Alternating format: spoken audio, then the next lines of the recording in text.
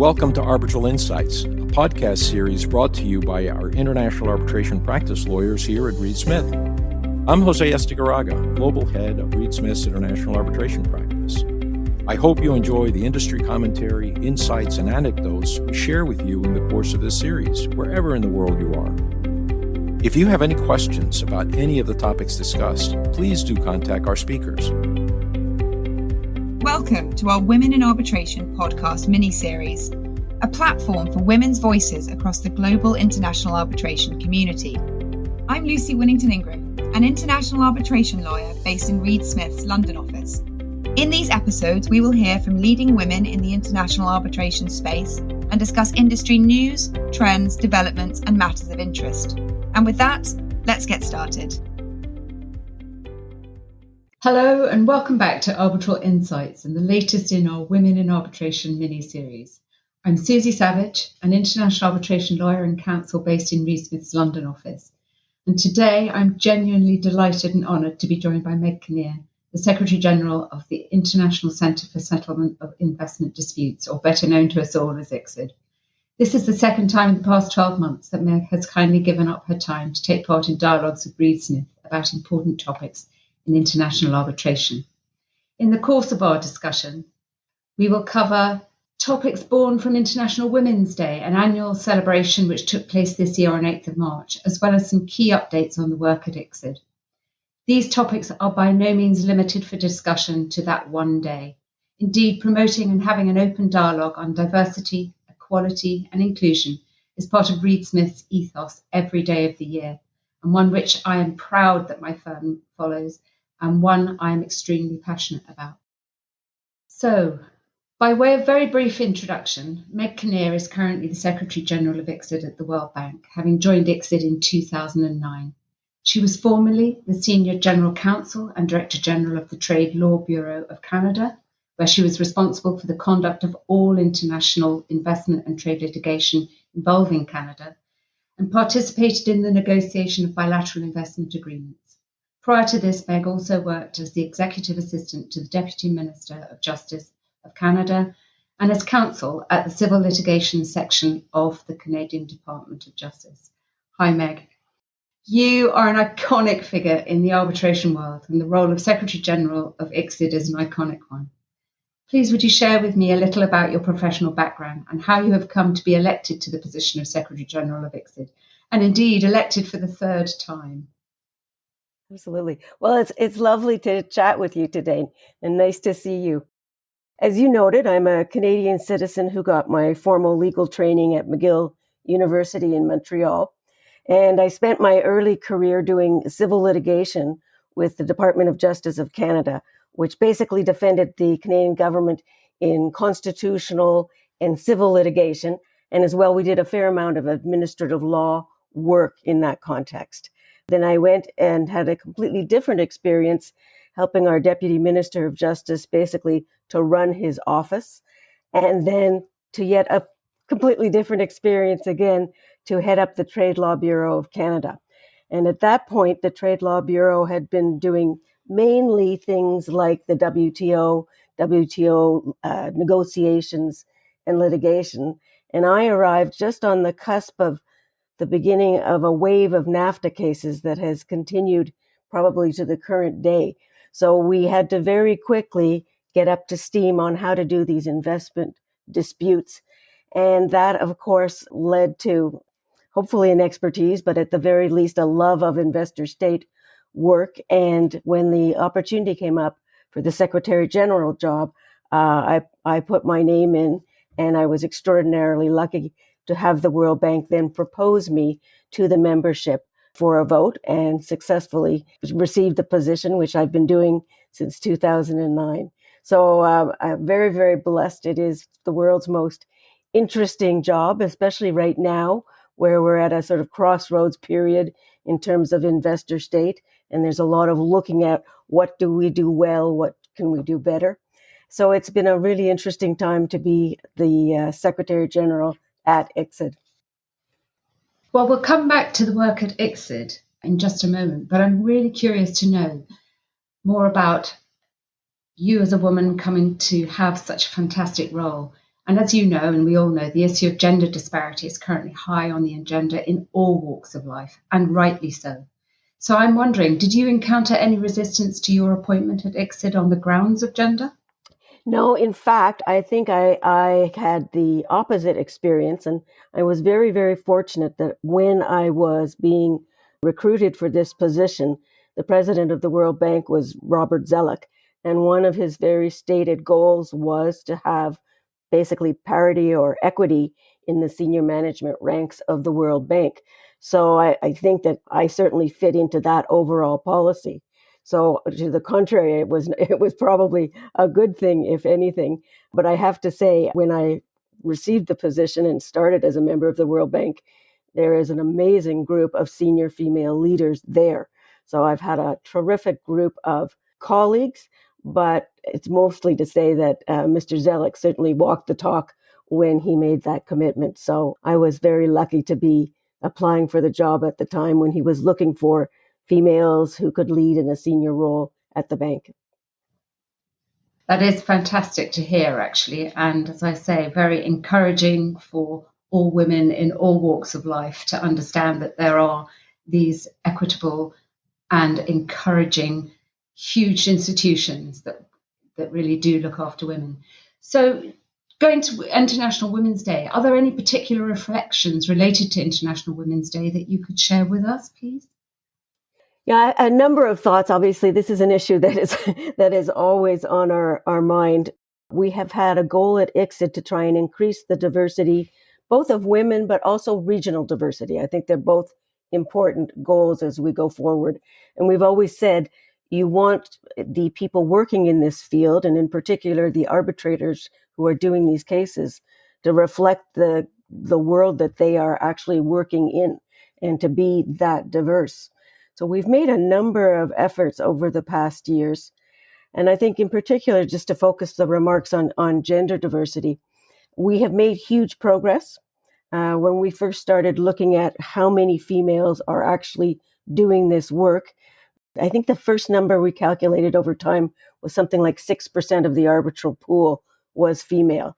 And we're now up to the state where we probably have between 20 and 25% of the arbitrators selected every year. So it is huge progress from where we've come.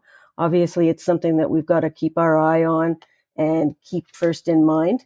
And I think in particular, institutions have really contributed to diversifying the pool of arbitrators. And one of the messages, obviously, that we keep trying to repeat is it's going to take all of us if we're ever going to get to anything that looks like a sort of 50-50. I think that message is resonating. We are seeing increasingly counsel for respondent and counsel for claimant appointing female arbitrators. And I think the experience we've had putting a number of female practitioners and female arbitrators forward has actually been very helpful, because it brings to mind who is there and that there really are a lot of capable females that you could select. So it builds on itself in that sense. So we've made a lot of progress. Obviously, we've got to keep making that kind of progress. So that's my sort of first and my main thought that we were talking about during International Women's Day. The other sort of thoughts I have are perhaps more with respect to females in the profession. There are a couple of things I often say that I think are important. Number one is visibility is hugely important. Again, it's really important for others in the profession to see what capable females are out there who could be selected as arbitrators or first chair counsel or whatever role. But I think the visibility is key. And I know it's really hard because we are all hugely busy in our day jobs. So adding on something like a conference or an article or something like that is tough. But I think it's extraordinarily important to make sure that you're visible in your profession. And especially where we're doing international arbitration, it's not like you run into everybody at the courthouse every day. We're in a community where we're far flung all over the world. So it makes that kind of visibility even more important. The second thing that I think is really important is flexibility. And I have to say, when I look at the various things I've done over my career, I was petrified every single change that I made. I think I was worried that Each change took me off the path I thought I should have been on. And yet each thing that I did taught me new skills that I never would have had otherwise. So when I look at it, it all comes together. It almost looks like it was perfectly planned, and it wasn't. But the message I get from it is, to take the risk and be willing to sort of go out of your comfort zone now and again, because it really does have a good impact. The last thing, which I think is really important, is the whole question of mentorship. And I think it's really important to have a number of mentors. And when I think about mentorship, I don't think of it as much as a sort of very structured, we will talk every week for 1 year and we will go through these subjects, but more an informal communications, just getting to know various other women in the profession, let them know what you're doing. And I think that kind of relationship, I look at it as a mentoring, but I think it's a really useful thing in your career. And I know whenever I've been asked, and I know certainly all my colleagues, women are more than delighted to be mentors and supporters of one another. So I think the message is, do not be scared to reach out and ask, because the person on the other side will be delighted. And I think it's something it enriches both of your careers. That's an important clarion call to the women out there as well. And I would just say that as a practitioner in this area, I am slowly but surely beginning to see more female arbitrators being brought onto tribunal panels, and that is life enhancing and just very encouraging for women in this profession. Just a bit of a follow-up. You may have noticed last week we actually, it was covered in the arbitration media that the first all-female ad hoc committee had been appointed. And it was really, really nice sort of seeing the reactions of people and the emails back, etc. So just, as you say, when it's heartwarming, it continues to be heartwarming and progress continues to be made. Absolutely. And I have to say, at our firm, we've signed the pledge such that we are committed to seeking to make the appointments of females to the tribunal panels with whom we work. Exactly. As briefly mentioned at the start of our conversation, you very kindly participated in a really interesting roundtable webinar moderated by Reed Smith in July of last year on the much debated in events and publications, and for good reason, draft code of conduct for adjudicators in investor-state dispute settlement. It's a hot topic. I'd be really grateful if you wouldn't mind, please, just giving us an update on the draft code, as well as tell us more generally what the arbitration world at large might expect from ICSID over the coming years. We hopefully come out of the grip of the pandemic. Exactly. There's at least light at the end of the tunnel right now. Yes, on the code of conduct, actually, there's been a lot of work since we talked and had that really wonderful presentation about the proposed code. As you know, we put that code out jointly working with the ICSID Secretariat in May of 2020. There were numerous conversations, presentations, webinars, so that people would get familiar with it. And in March 3rd and 4th of this year, 2021, we had a 2-day consultation with member states going through literally sort of line by line of that code. And I think the main message is first of all, there was a lot of consensus and clearly reaffirmed you're on the right track. This is what we are looking for. Secondly, there obviously are a couple of provisions which motivate discussion. The main one, of course, is the famous provision about double hatting and the debate about whether you should prohibit double hatting, regulate in some format, or not touch the notion of double hatting at all. But what I think was very interesting is that the delegates were very thoughtful in terms of recognizing a concern or the potential for concern in certain fact situations with double hatting, and yet also recognizing how a prohibition would potentially cut out a lot of the new entrants into the field, which includes females, people from diverse regions, and people that we've been making huge efforts to get into the field. So they were very aware of the sort of implications that a prohibition of double hatting could have. The long and short at the end of the day is that we are producing a second draft, and I'm hoping it will be available by the end of April. And essentially what it's going to do is be a bit more focused on the exact obligations. It's going to try and take a a proposal with respect to a modified double hatting, and it's going to try and add a few more concrete examples. I think that was the other concern. Delegates wanted to make sure this could easily be applied, and a lot of the concrete examples, much like you see in the IBA rules, was something that people thought would be very useful, whether it's in a commentary or whatever. So we're going to get this new version out, and I think that's the direction you will see it in. There was a lot of encouragement to get this finalized. I think everybody wants this, and we all feel that this is something we can all agree on as an arbitral community. So I think we'll make a lot of progress in the next basically 6 to 8 months. And that's where we stand on our code. So just on that then, when do you think the code will be finalized and published? Certainly this next draft will be published when we send it to states, so in the next 4 to 8 weeks. In terms of finalization, I don't know, but I'm hoping in the next year that this could happen. We have, as you know, produced this with the UNCITRAL Secretariat. So we've gone hand in hand. At a certain point, I think the text goes in one direction with the Working Group 3 at UNCITRAL so that they can think of it in the context of certainly the UNCITRAL rules. And some states have thought, do we need to do this almost as a standalone document, much like a Mauritius type convention?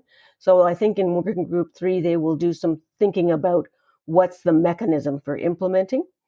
At the same time, at ICSID, we have thought all along that the best way or easiest way to implement this would be just to simply add it to the declaration that arbitrators sign.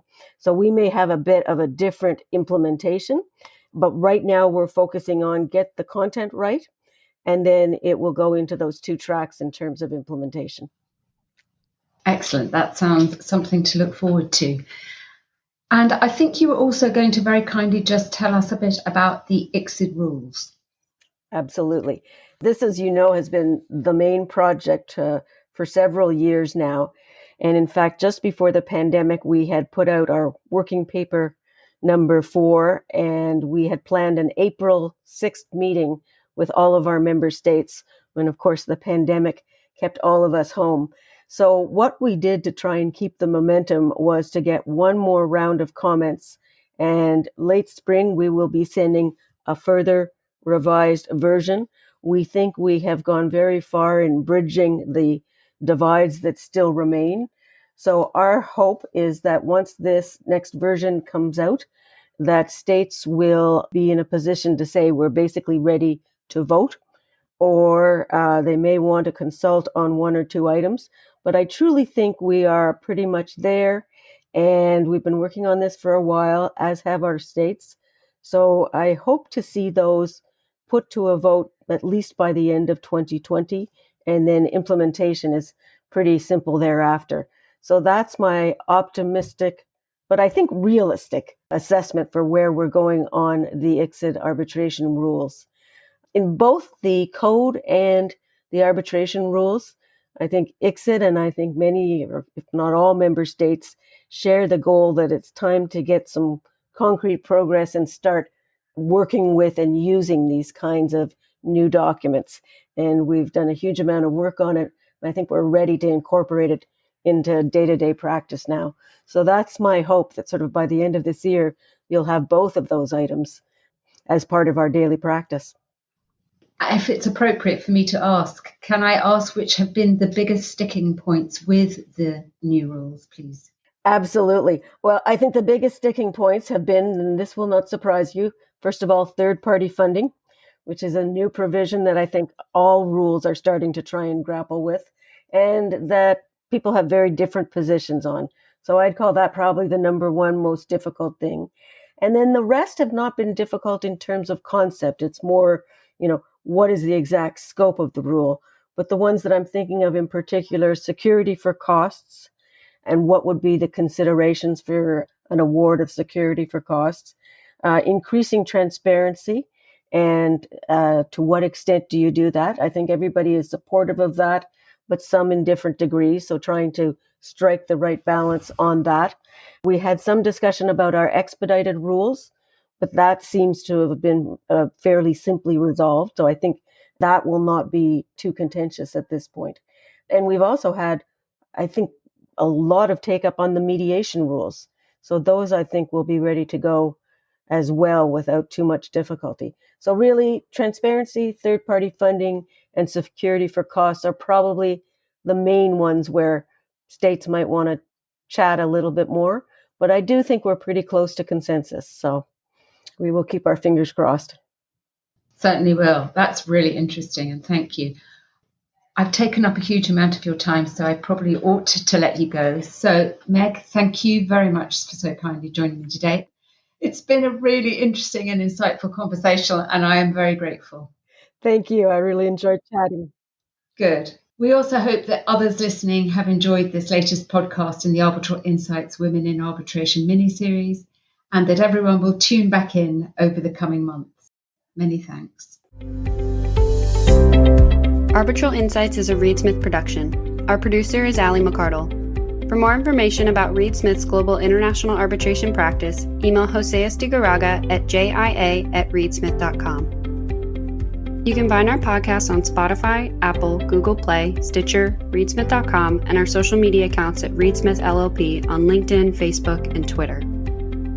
This podcast is provided for educational purposes. It does not constitute legal advice and is not intended to establish an attorney-client relationship, nor is it intended to suggest or establish standards of care applicable to particular lawyers in any given situation. Prior results do not guarantee a similar outcome. All rights reserved.